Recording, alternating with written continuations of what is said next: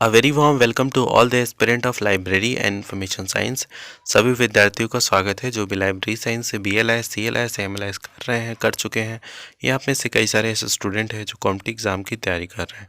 तो स्टूडेंट, आप सभी से रिक्वेस्ट है, अगर आप चैनल पर नए हैं तो चैनल को सब्सक्राइब कर लें, वीडियो को लाइक कर दें और अपने दोस्तों में भी शेयर कर दें ताकि उन तक भी लेक्चर का जो नोटिफिकेशन है वो पहुँच सके। तो आज का जो लेक्चर है इसमें हम कवर करने वाले हैं नेटवर्क ऑपरेटिंग सिस्टम। इससे पहले हमने काफ़ी सारे लेक्चर डाल दिए हैं। यूनिट सेकंड पे MLII 103 fundamentals of communication technology block 1 और यूनिट सेकंड है।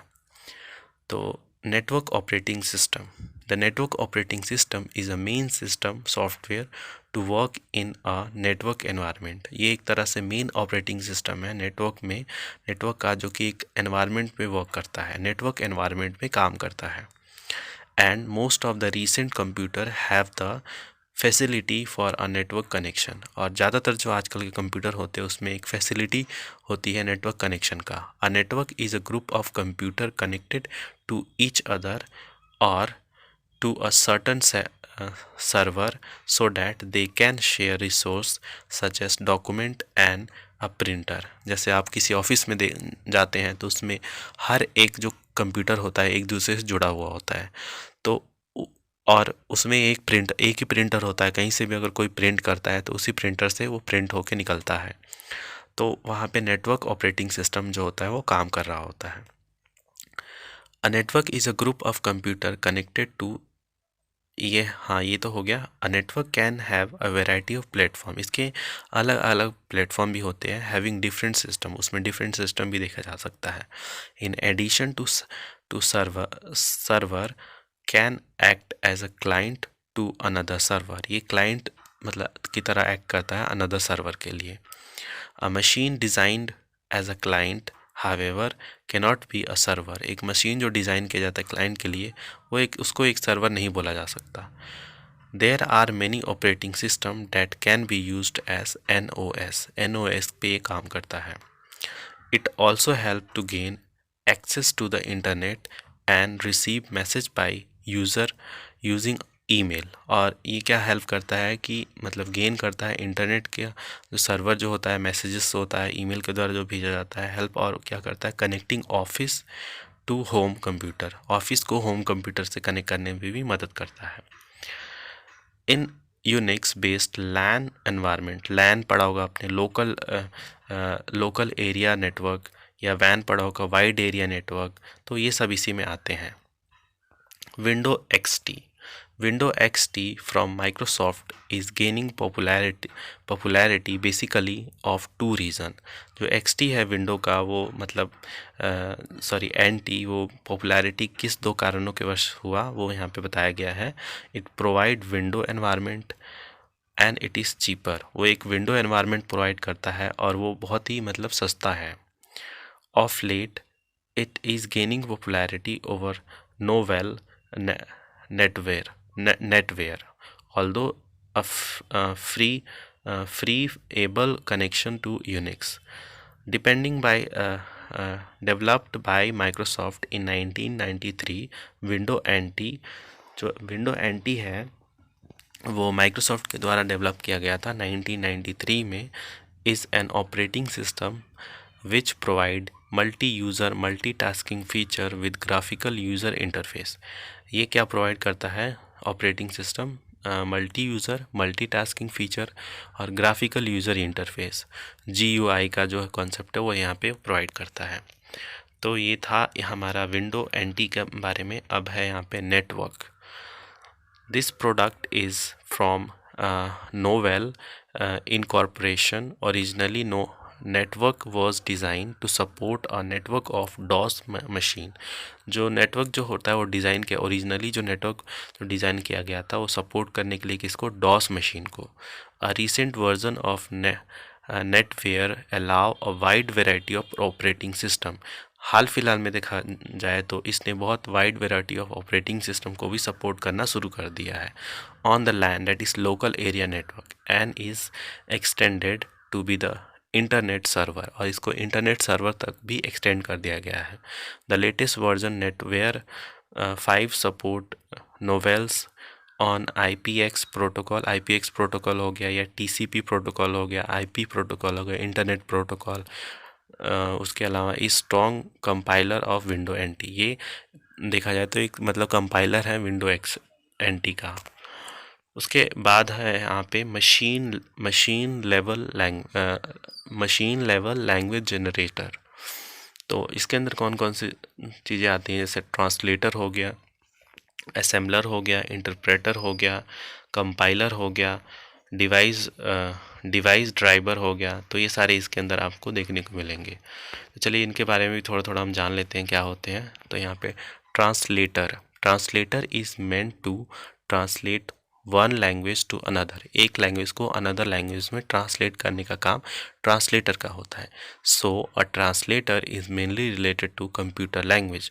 तो इसको कंप्यूटर लैंग्वेज में आप मतलब देख पाएंगे।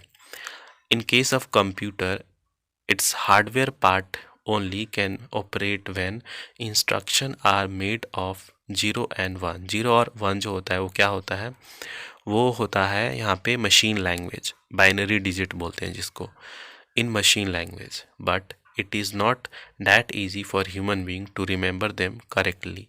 तो इंसानों के लिए इतना आसान नहीं होता है कि इसको आप मतलब करेक्टली रिमेंबर कर पाएँ। दस a move toward submitting such instruction of machine coded by letter symbol memory was taken। मेनोमिनिक जो कोड होते हैं वो इसमें मतलब कोड किए जाते हैं, जिससे ये मतलब चीज़ों को एक लैंग्वेज से दूसरे लैंग्वेज में कन्वर्ट कर देता है। उसके अलावा है assembler. When an assembly language program is required to run or execute on a computer, the program is needed to be the converted into its equivalent machine language program। जब मतलब assembly language program जो होता है जिसको ज़रूरत होती है मतलब रन करने के लिए, तो किस चीज़ की ज़रूरत पड़ती है, कन्वर्टर का, into the equivalent machine language program में। The mnemonic operate code are to be translated to absolute. यहाँ पे न्यूमेरिक जो ऑपरेटिंग कोड है, जो मेनोमेनिक जो ऊपर हम यूज़ कर रहे थे उसको यहाँ पे भी यूज़ किया जाता है।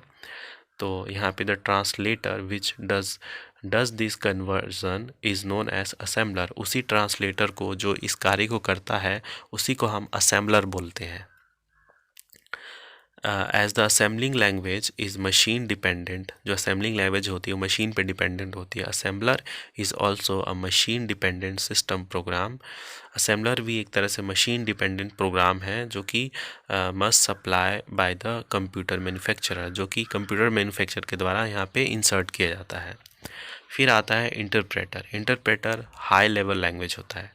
Are machine independent to facilitate executive of a program on different computer, वो डिफरेंट कंप्यूटर पे एग्जीक्यूट किया जा सकता है। Machine independent dependency is achieved by using different translator. Machine independency जो है वो मतलब हम अचीव कर पाएंगे अगर डिफरेंट ट्रांसलेटर होगा to translate a high level language program, जो कि हाई लेवल लैंग्वेज प्रोग्राम को मतलब वहाँ पे मतलब ज़रूरत पड़ती है to machine language of different computing adopted on to many translator technique। ये जो है आपको देखने को मिले, जैसे इंटरप्रेटर हो गया, असेंबलर हो गया, ट्रांसलेटर हो गया, ये मतलब अगर आएगा ये सब तो ये शॉर्ट नोट में आ सकता है आपके लिए। अब आता है कंपाइलर। नाम से ही समझ में आता है हर चीज़ को एक जगह पे इकट्ठा करके रखना, कंपाइल करना। Compiler is one which is use to store the high level language program. वो हाई लेवल लैंग्वेज प्रोग्राम को स्टोर करके रखता है एक जगह पे। Scan it and translate the whole program at a time, वो स्कैन करता है और सभी प्रोग्राम को एक ही साथ में जो है वो कन्वर्ट कर देता है।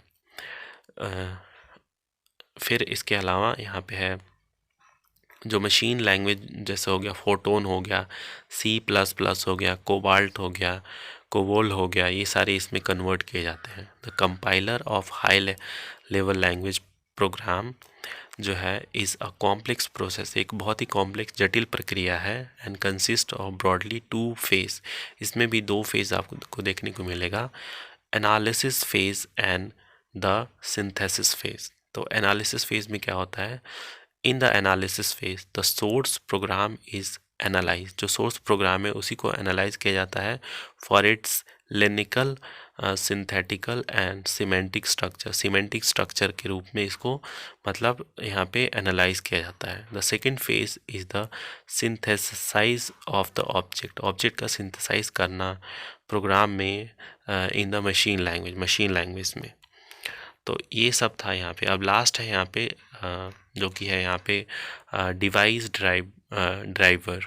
Device driver are peripheral attached to a computer from for different purpose. ये अलग अलग कार्य के लिए अलग से मतलब बाहर से लगाया जाता है।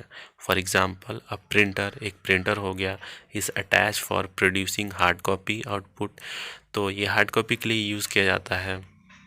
नोन एज आउटपुट डिवाइस, इसको आउटपुट डिवाइस भी बोलते हैं। सिमिलरली CD रोम, स्कैनर एक्सेट्रा ये सब भी इसके अंदर लगाया जाता है। तो ये था हमारा आज का लेक्चर। अब जो नेक्स्ट हमारा लेक्चर आएगा उसमें हम एप्लीकेशन सॉफ्टवेयर के बारे में डिस्कस करेंगे। तो आशा करते हैं आपको जो इन्फॉर्मेशन दिए हैं वो आपको समझ में आ गया होगा। तो मिलते हैं आप सभी से नेक्स्ट वीडियो में, तब तक के लिए धन्यवाद।